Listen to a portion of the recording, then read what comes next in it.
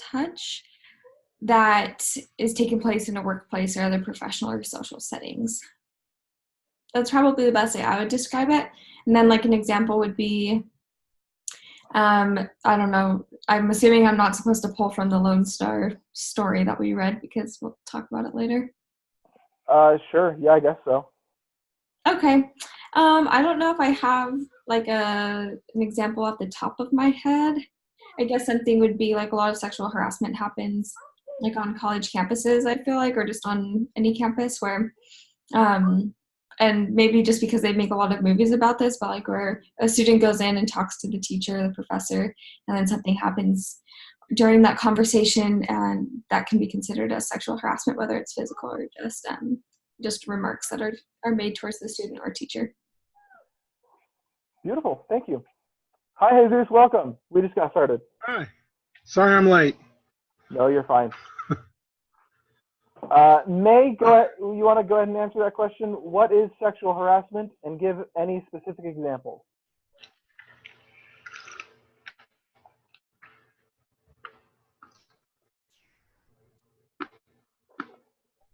I can't hear you if you're talking, May.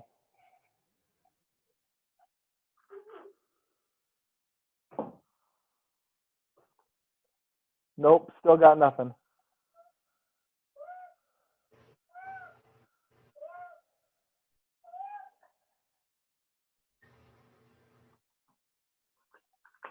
May, I'll go ahead and start a chat for you.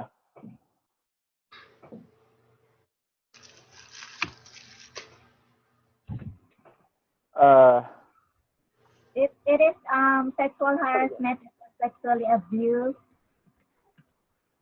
Hello? Yes, I can hear you now. Thank you.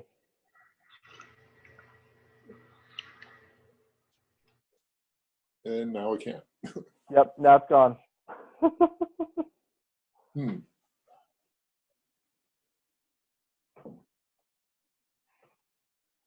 Okay, I'll go ahead and start that chat.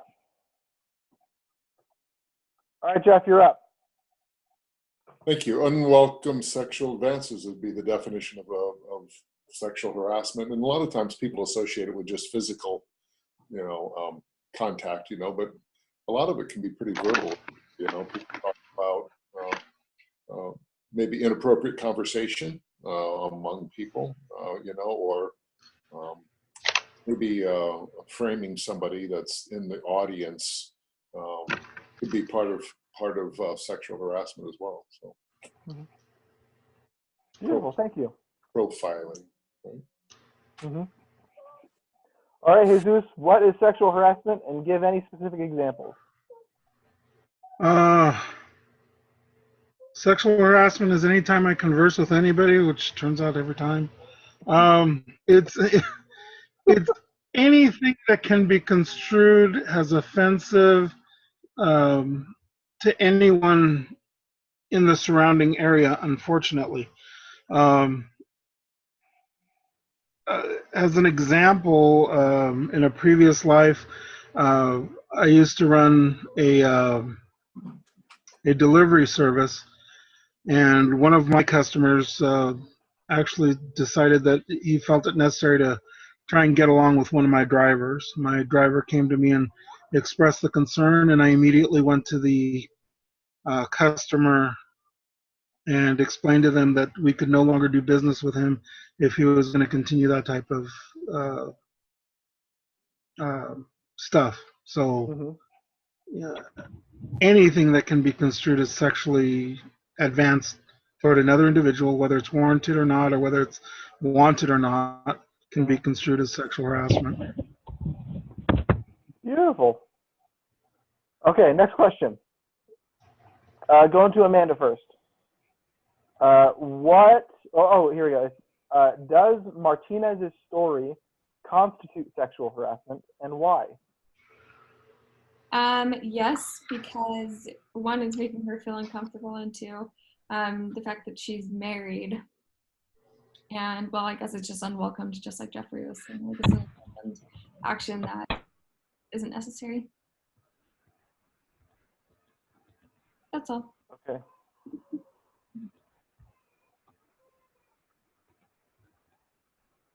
Okay. May, you're up if I can hear you. I asked it on the chat just in case I can't hear you, but does Martinez's story constitute sexual harassment? Hello, come again. Yeah. Can you hear me now?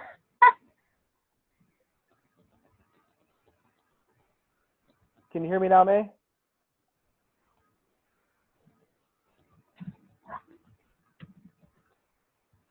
Come again. I can't hear you well. Nope, Hello? I can't hear you.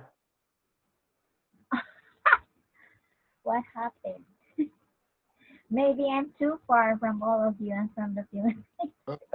That sounds like it's probably it. Okay, I will just type my answer. Yeah. Mhm. Can you send me the question? Yeah. Okay. All right. Jeff, you're up. Yes, it was. Again, echoing off of Amanda's statements, just it made her uncomfortable, and the fact that, I don't know if the point of being married or not married is the point, but again, it just made her uncomfortable and was an unwanted advance. That's what it was. Perfect. Jesus? Hi. Yeah, definitely sexual harassment. The fact that she's expressing concern, even if it's not to an immediate supervisor or a coworker, she is expressing a concern, and so yeah, definitely was sexual harassment. Okay, awesome. All right, give me just a second. My baby's crying. Let me pick her up really quick. I'll be right back. Sorry, guys.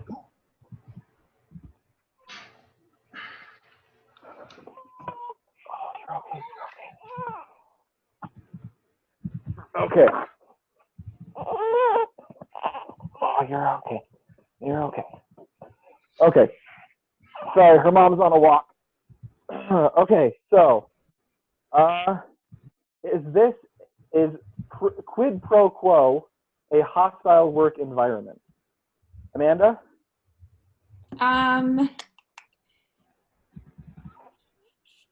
Do you remember what quid pro quo is? I'm reading through it right now to figure out what it is. I do think If you do this, then I will do this.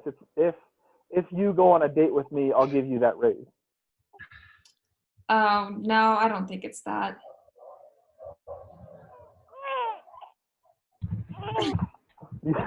Is that all? What else did you want me to answer? Oh, so, is that a hostile work environment?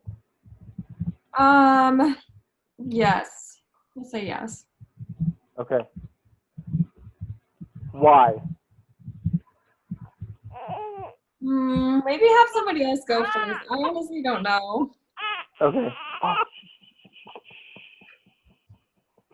Hey, Austin, I'll go ahead and answer that. yeah, go ahead. Go ahead. It is definitely a hostile work environment. She's very uncomfortable performing her tasks at work. He's obviously become very physical, so she's feeling unsafe in that work environment.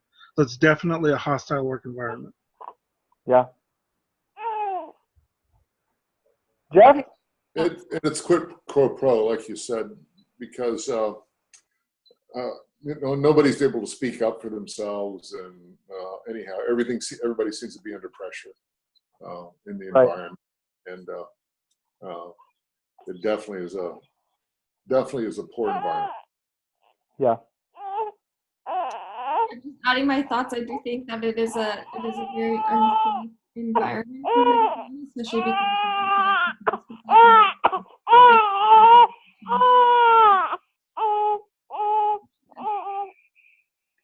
You're okay. So you have to go again, and I'm sorry, I didn't catch it. Yeah, you broke up quite a bit. I didn't catch Oh, sorry. almost anything. I was You're just good. saying, I do think that it is a very hostile environment, considering the fact that she doesn't feel safe, just like you guys said. Also, nobody is concerned, or she just doesn't feel like she can stand up for herself. Mm-hmm.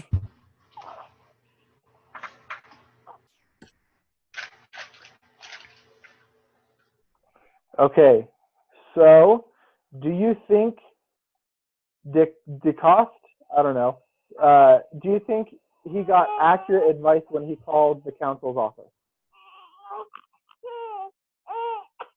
Let's go, Jeff. I'm sorry, I didn't hear the question. I apologize. So I'm mute now. Sorry. Yep, sorry. Okay. Do you think DeCoste got an accurate advice when he called the council's office? Oh, I don't think so. I think it was kind of a watered down. I think it showed favoritism, I guess, to his side of the story, if you will. That's how I looked at it. So I also think that even though, like, because he wasn't able to give the full context because he didn't understand it, I don't think that the advice that he was given was accurate just because they didn't understand the full story.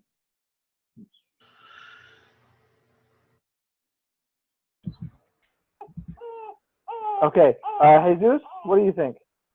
The council's office advice was actually accurate. They were very specific in letting him know that he needs to report the incident, even if he doesn't have all the details. It's one of those CYA applications, like the example that Susan, I think, gave him. Uh, if anything comes back in the future and it's proven that somebody was aware of it, it can bite you on the rear end, and you need to make sure all your I's are dotted and your T's are crossed. So the advice was solid.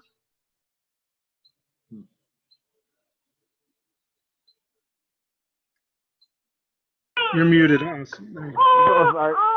Oh, beautiful. Okay.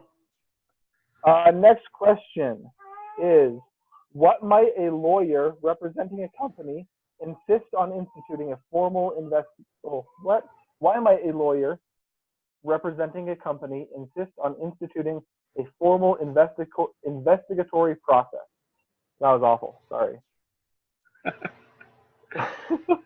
To protect company assets is the bottom line.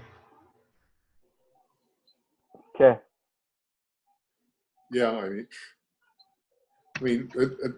hate to do that, but it kind of all gets down to dollars, doesn't it? Sorry. Mm-hmm. Yeah, and I also think and maybe obviously this may not be the best answer, but I also think that just to protect the person who's, or Martinez, because of the situation that she's in, even though the lawyer right now doesn't fully understand what's going on or names or anything, it's just important to protect your people. Mm-hmm. Yeah, for sure. Okay. Okay, I think. Can you hear me? I want. Yeah, I answer can hear you now. Thank you. I really want to answer the question. Can you hear me? Yeah.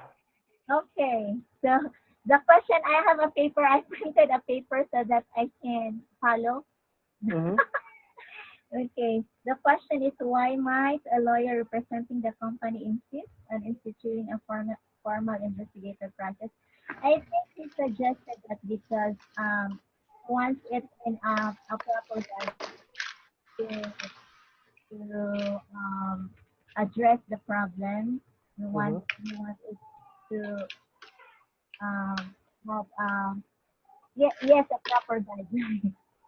Okay, that's a lawyer. So he is insisted to have a formal investigatory. Okay, that's all. Beautiful.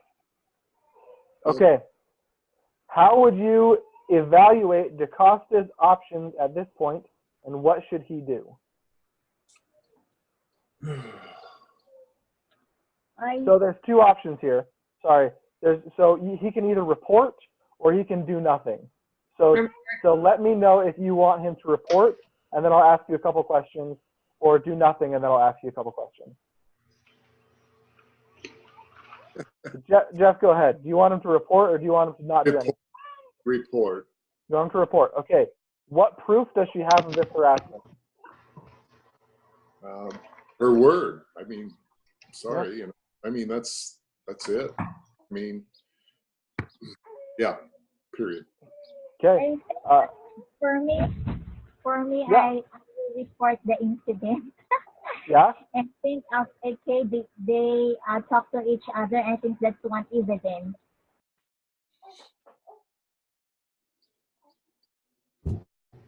Beautiful. Okay, Jesus, do you think he should report? Yes, she should. He should report. Even without the evidence, that's part of why they need to open the investigation to see if it is, if there is actual workplace harassment, um, primarily just to CYA. Yeah, totally.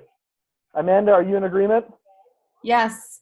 And I also Okay. think any proof that they could potentially have is video evidence. I don't know how up to date their office is. Yeah. Realistically Okay. speaking, he should not have approached Miss Martinez from the get-go. He should have just reported it anonymously, Yep. because in his conversation with her, she can turn around and actually file a suit against him for bringing it up. So Yeah. I mean, so there's that. Mhm. Okay. So we're all saying she should report. Okay. So does anything prevent her boss from firing her for other reasons? Hmm.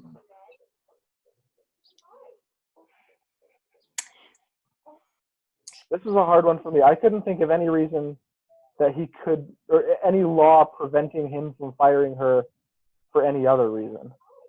Yeah, I was gonna say there was nothing on the article that made it sound like there would be anything that he would need to do that, or like any reason why he would need to fire her. Okay. On top of that, if they were to fire her based on the sexual harassment claim, that would be a retaliatory action, and that, as well as illegal, and she can again file a further claim on that. So, realistically speaking, they cannot hold that as a reason to terminate her.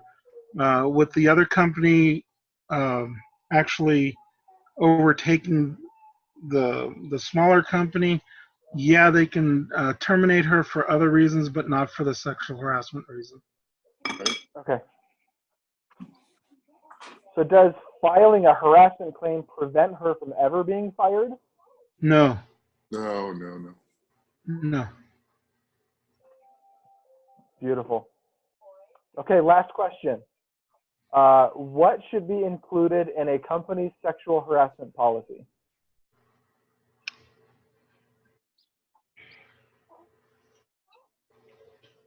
Mm. Go ahead, Amanda. I just think like if you mm,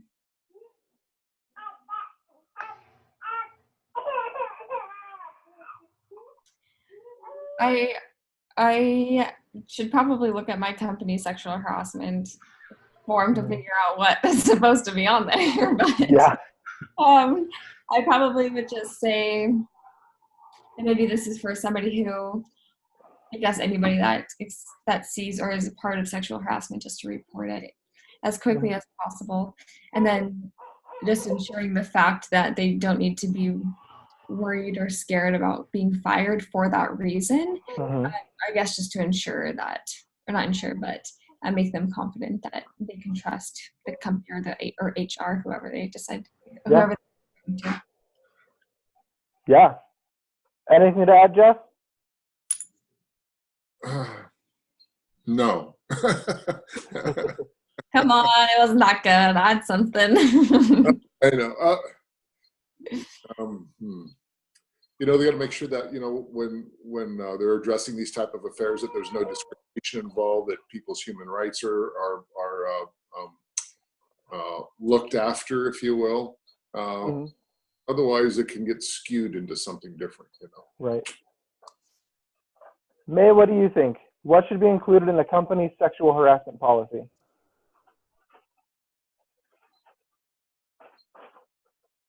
Your mic cut out. I'm sorry.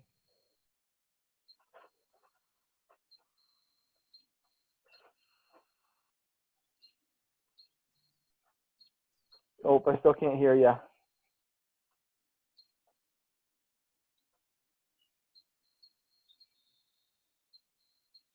Nope. Can you hear? Oh, you're muted. Okay, I just. There we go. Okay. I will just turn every time. I just turn it off and on every time so you can hear me. I think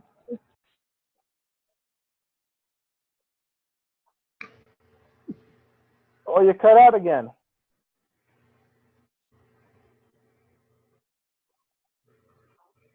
Nope, I got nothing.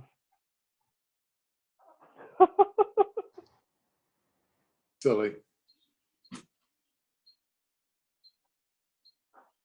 Still have no nothing, man. doubt she has amazing things to say. I really wish I could I hear. know, it's awful. Yeah. You got really good video. Yeah, great video, just no audio. She is keeping up with the chat. Yeah. Hey, May, try turning off your video. That way we can only hear you. That might help a little bit. Yeah, that's a good idea. All right, try now. No, I still can't hear anything. I thought that would work. I'm sorry. It's a good idea. All right, May, why don't you go ahead and type that up in the chat. What do you think should be included in a company's sexual harassment policy? And then Jesus, I think you're next. In a company policy, there needs to be a reporting procedure. Let individuals who may need to file a report know who they need to report to and a chain of command as to who they need to report to if the first reporting goes unheeded or is ignored. There should be some type of check or balance or redundant system to allow anyone who's in that position to know that it's an open door type of thing and that there's no retaliation that's going to be involved with it. Yeah. I do think that every case should be investigated as a general policy. I think there's too often, especially today, there's always allegations, but proof needs to be found before any retaliation happens. So I think every case there should be an investigation to find that proof to make sure that something's happening or not happening.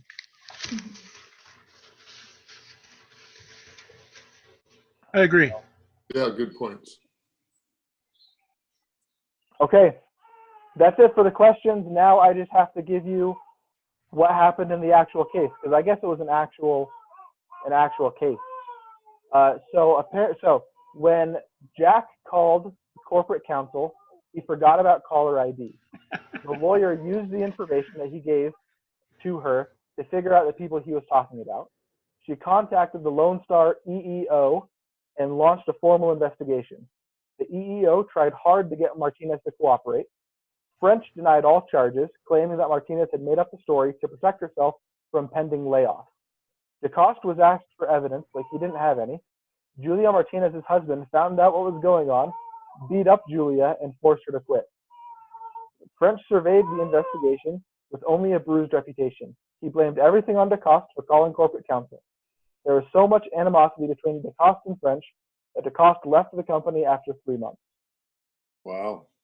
So it was a happy ending. Dang. Yeah. Plot That was twist. awful. Yeah, that was bad. That was awful. Crazy. So, okay, that's it. That's all I have for you guys. Holy smokes! After Amanda's lengthy questions last week, I'm disappointed almost. Are you disappointed? I was bracing myself for like a 3-hour meeting today, so this is great.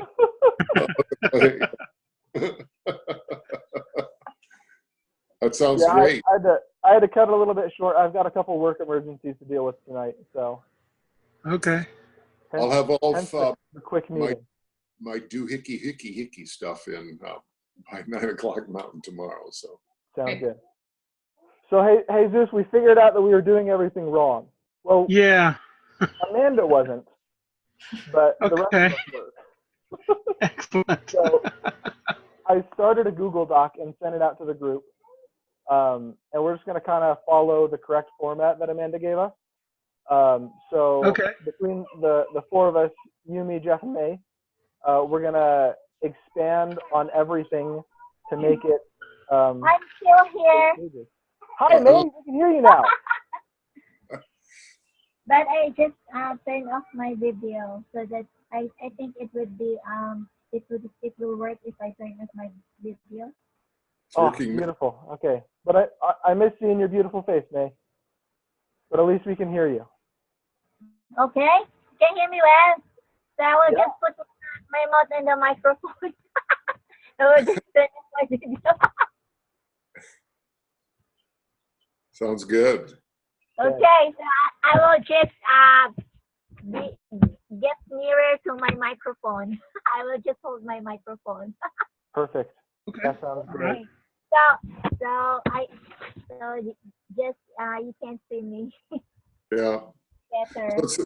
So I think what we came up in kind of in about the doohickey document, Jesus, is there's one, Amanda had one problem out there, and then Austin presented a second one, and we need three, so we need to expand on the problems. And then I think Okay. there's already 4 solutions, so if we can just expand on that, we need to I get already this. made one. The problem number 5. Oh, I cool. will just send Perfect. it later. I made 4 solutions for that. Cool. I Good. think we Perfect. have It's just, if you want, we just want I will take the number 5 problem and I will send it to the leader. Who's the leader? Yeah, perfect. May, did you get that Google Doc through the email? Yes, I will. Okay, awesome. Yeah, just throw it all up on send there. it And to okay, that's perfect. Thank you so much. you. Okay. Right after this meeting. Okay, beautiful. so don't we need to have solutions for every problem that's there? Yes. We have to have 4 solutions to each problem or something like that. Great. Yeah. Okay. Correct. So we just choose 3 problems, and each problem we have to create 4 solutions. Yes. Right. So Yeah. we're gonna do a bunch of mind melding over the next 24 hours and send it all to Amanda before 9 o'clock Mountain Time tomorrow. And then she volunteered, maybe under duress, to edit this. And then No, more than happy to help out, and you guys know that. Well, we're just glad that we have someone that's smart in the group. yes. Yeah. We are all smart in different ways. You guys are way smarter than I am, but I can watch a video and learn. So awesome. Just kidding. Everybody can watch a video and learn. I just happened to pick to look at it before you guys. It's okay. Yeah, I didn't see the video until today, so I'll admit I knew as soon as I started watching it, I was like, oh, well, I did that all wrong. So, Although I read your paper, Jesus, and it was beautiful. I cried twice. too bad we can't use it. Right. Awesome. Okay. All right, guys. I'll email everybody when it's all finished, and then I'll turn it in by Monday morning at 8 a.m. and we'll be all good. Okay. Sounds good. Thank you guys so Thanks, much. you guys, for everything. All right. Yeah, Yep. you're welcome. Have a great rest of your evening. Happy holidays. Thanks, guys. Thank you. Bye. Have a great week. Bye. Goodbye.